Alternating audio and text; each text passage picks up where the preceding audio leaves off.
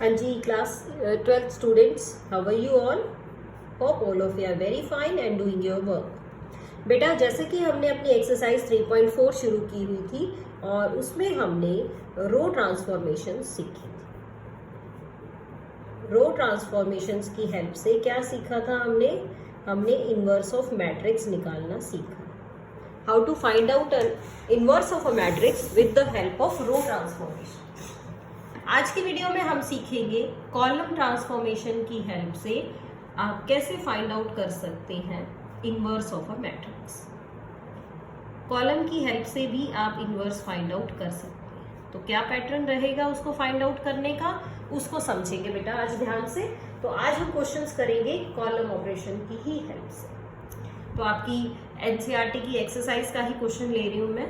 Question number चलिए 10 ले लेते हैं हम, जिसमें आपको जो मैट्रिक्स है वो गिवन है ए मैट्रिक्स, दैट इज 3, -4 और ये है आपका -1 एंड 2, और इसका हम इनवर्स फाइंड आउट करेंगे यूजिंग कॉलम ऑपरेशंस। तो बड़े ध्यान से देखिएगा बेटा किन किन चीज़ों की हमें ज़्यादा ज़रूरत पड़ने वाली है। तो जब हम इसका सॉल्यूशन स्टार्ट करेंगे तो सबसे पहले तो ये ध्यान रखना बेटा, हम इसमें लिखेंगे A is equal to A into identity. यानी जब मैं रो ट्रांसफॉर्मेशन यूज कर रही थी तो मैंने लिखा था A is equal to identity into A। इस तरह से यूज किया था।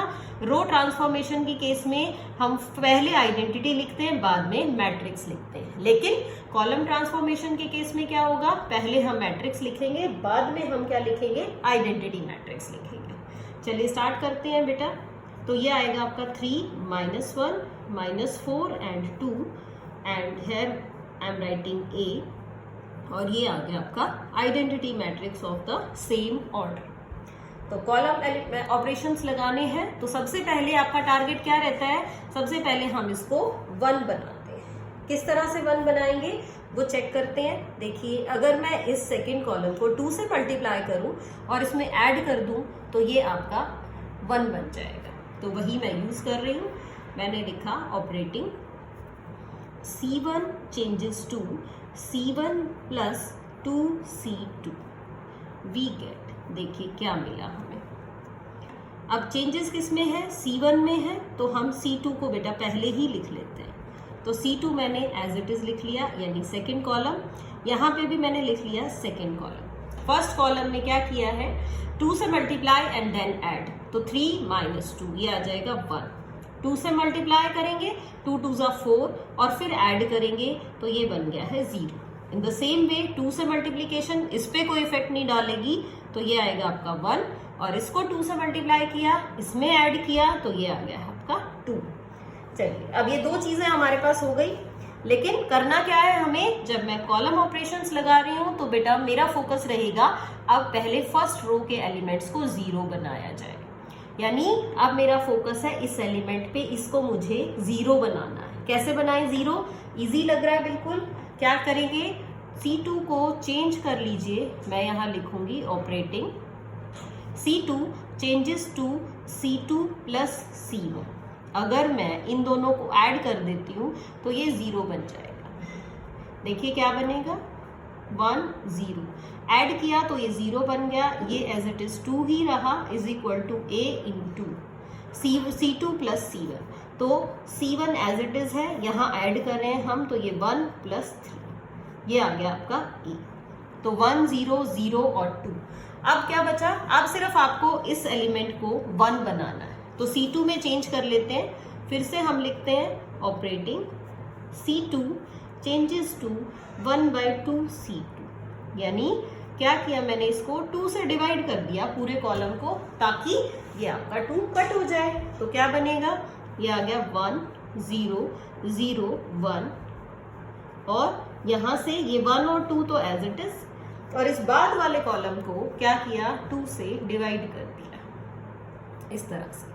तो ये आएगा 1/2, ये आएगा आपका 3/2। तो ये जो अब मैट्रिक्स इसके साथ लिखी हुई है, हम लिखेंगे हेयर, कंपेयर आप करेंगे ना इस टाइप से, तो क्या बन गया, A is equal to AI से स्टार्ट किया था हमने, और यहाँ क्या आ गया, identity matrix is equal to A into A inverse.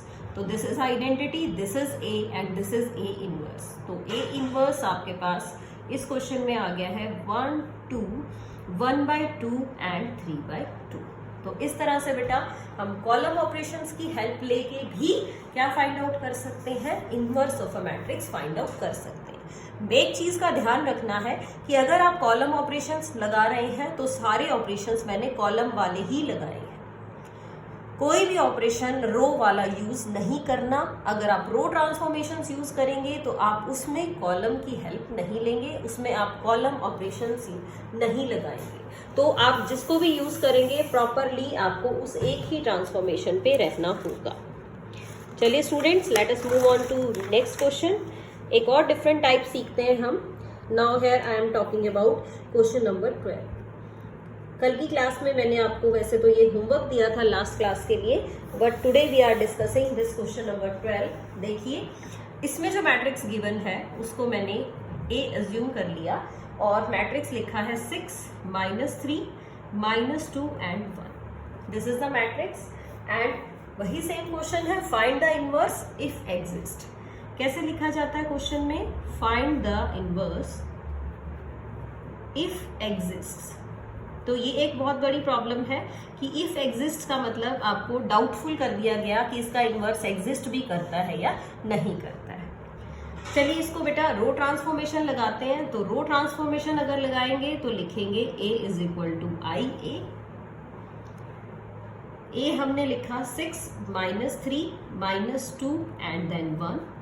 Identity matrix is 1 0 0 1 and then I am writing E। अब देखिए बेटा, अब क्या करें, अब मुझे इसका इन्वर्स निकालना है और मैं रो ट्रांसफॉर्मेशंस यूज कर रही हूं, तो मुझे यहाँ पे 1 की रिक्वायरमेंट है सबसे पहले। तो मैंने क्या किया, R1 को मैंने चेंज किया है R1 plus 3R2। First row को मैंने चेंज किया, किस तरह से, मैंने इसको 3 से मल्टीप्लाई किया है और इसमें ऐड कर दिया है। What we will get, we get, ये आया आपके पास। सेकेंड रो में चेंज नहीं है तो पहले आप सेकेंड रो को ही लिख सकते हैं in the same way. Yes, 3 से multiply then add, it will become 0। If we multiply 1/3 and then add in it, तो -3 + 3 ये भी हमें 0 बन जाएगा। और यहाँ ये आपके पास 1 आ गया और इसको 3 से मल्टीप्लाई करिए तो ये आपके पास 3 आ गया। अब देखिए बेटा, फर्स्ट रो के तो सभी एलिमेंट्स क्या बन गए हैं, इसमें 0 बन गए हैं। तो मैं लिखूंगी hair, since here all the elements of row 1 are 0, so inverse does not exist। तो हम कहेंगे कि इनवर्स एग्जिस्ट ही नहीं कर रहा। किसी भी रो के या किसी भी कॉलम के एलिमेंट्स अगर 0 बन जाएंगे तो हमारा इनवर्स एग्जिस्ट नहीं करेगा। एक और क्वेश्चन देखते हैं बेटा इसी टाइप का, जिससे आपको और क्लियर हो कि हम किस तरह कर सकते हैं। क्वेश्चन को 14 भी कुछ इसी टाइप का है, वो ले रहे हैं हम। ए मैट्रिक्स इज गिवन, वो है 2 4 1 2। इस मैट्रिक्स को, इसमें हमने रो ऑपरेशंस लगाए थे, इसमें कॉलम ऑपरेशंस लगाते हैं। तो कॉलम ऑपरेशंस लगाएंगे तो कैसे लिखेंगे, A is equal to AI and 2 1 4 2, यहाँ A और identity 1 0 0 and 1। This is the identity matrix. Okay, let us start बेटा। कॉलम के लिए भी ये तो हमें 1 बनाना ही है, तो मैं क्या कर रही हूं, मैंने लिखा यहाँ पे operating C1 changes to C1 - C2। देखिए फर्स्ट कॉलम में से सेकंड को सपरेट कर लीजिए तो 2 - 1 यहाँ पे 1 ही बन जाएगा। देखते हैं करके क्या रहेगा, C1 - C2 किया तो ये आया आपके पास। C2 में चेंज नहीं है तो C2 पहले लिख लीजिए आप, 0 एंड 1। अब C1 लिखते हैं, दोनों को सपरेट करके, तो 2 - 1 1, 4 - 2 दैट इज 2। यहाँ आ जाइए, 1 - 0 1 और 0 - 1 इज -1। चलिए ये तो हो गया। अब हम कॉलम ऑपरेशंस लगा रहे हैं तो फोकस मेरा रहेगा रो को 0 बनाने पे। तो फर्स्ट रो को 0 बनाना है तो मुझे इस एलिमेंट को 0 बनाना है। कैसे करें, इस एलिमेंट को 0 बनाना है तो दोनों को सब्ट्रैक्ट कर लेते हैं बेटा, या तो ताकि दोनों को ही हम 0 बना सकें। तो किस तरह से लिखा मैंने, ऑपरेटिंग, दोबारा से ऑपरेशंस लगाए, C1 को चेंज किया या C2 को चेंज कर लीजिए, C2 को कर लेते हैं, C2 changes to C2 minus C1। तो इस बार C1 एज इट इज रखा,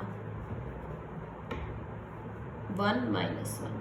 अब लिखते हैं, सब्ट्रैक्ट करोगे 0, यहाँ भी 2 माइनस 2 बनेगा 0, इधर सब्ट्रैक्ट करेंगे तो ये आएगा -1 और इसको आप सब्ट्रैक्ट करेंगे तो ये आ जाएगा -2 या C2 माइनस C1 है तो ये बनेगा +2। ठीक है, अब देखिए, अब यहाँ फिर देखा हमने जो सेकंड कॉलम है वो आपका 0 बन गया है। तो यहाँ भी आप मेंशन करेंगे since all the elements of C2 यानी second column are 0। So what you can say, क्या कहेंगे आप, inverse of given matrix does not exist. आप ये कहेंगे कि ये जो गिवन मैट्रिक्स है इसका इनवर्स एग्जिस्ट नहीं करता। तो इस तरह से बेटा आप चाहे रो ऑपरेशन की हेल्प लें, चाहे आप कॉलम ऑपरेशंस की हेल्प लें, अगर इनवर्स एग्जिस्ट नहीं करता है तो वो आप किसी भी तरह की ट्रांसफॉर्मेशंस यूज करिए, किसी भी तरह से उसको लिखिए, इनवर्स एग्जिस्ट नहीं करेगा तो नहीं होगा, ट्रांसफॉर्मेशन से कोई फर्क नहीं पड़ता। इसी के साथ साथ हम क्या कह रहे हैं, एक बहुत इंपॉर्टेंट रिजल्ट है हमारा इस चैप्टर से related, that inverse of a matrix, inverse of a matrix is unique. यानी जो किसी भी मैट्रिक्स का अगर मैं कहूँ कि इनवर्स मैं निकाल रही हूँ या आप लोग निकाल रहे हैं, कोई बच्चा कैसे निकाल रहा है, कोई बच्चा रो ट्रांसफॉर्मेशन की हेल्प ले रहा है, कोई कॉलम ऑपरेशंस की हेल्प ले रहा है, बट जो इनवर्स होगा वो दोनों से ही क्या आएगा, सेम आएगा। सेम इनवर्स आएगा, कब आएगा, इफ इट एग्जिस्ट्स। अगर वो एग्जिस्ट करता होगा तो सेम आएगा बेटा, और अगर एग्जिस्ट ही नहीं करता होगा तो नेचुरल सी बात है आप उस इनवर्स को फाइंड आउट ही नहीं कर पाएंगे।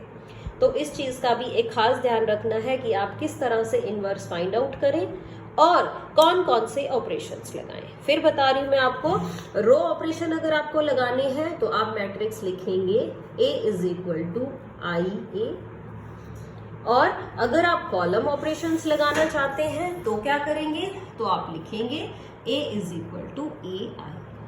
कॉलम के लिए ये पैटर्न है, रो के लिए ये पैटर्न है। और खास चीज क्या है, don't mix row and column operations. इस चीज का भी ध्यान रखना है कि आपको रो और कॉलम ऑपरेशंस कभी भी मिक्स नहीं करने। ऐसा नहीं है कि किसी क्वेश्चन में आपने रो ऑपरेशंस लगाने स्टार्ट किए और उसके साथ साथ ही आपने उसमें कॉलम ऑपरेशंस भी लगा दिए, तो बिल्कुल डिफरेंट कॉन्सेप्ट है, आप इसको मिक्स नहीं करेंगे। फिर आपका जो वर्किंग रूल है वो कैसा रहेगा वो भी समझ लीजिए। वर्किंग रूल मैं अब आपको 3x3 ऑर्डर के लिए बता रही हूँ, क्योंकि इंपॉर्टेंट जो है वो 3x3 ऑर्डर वाला ही है। तो किस तरह से करेंगे बेटा, 3x3 ऑर्डर का अगर मैट्रिक्स है तो आपका क्या टारगेट रहेगा, और हम यूज कर रहे हैं रो ऑपरेशंस।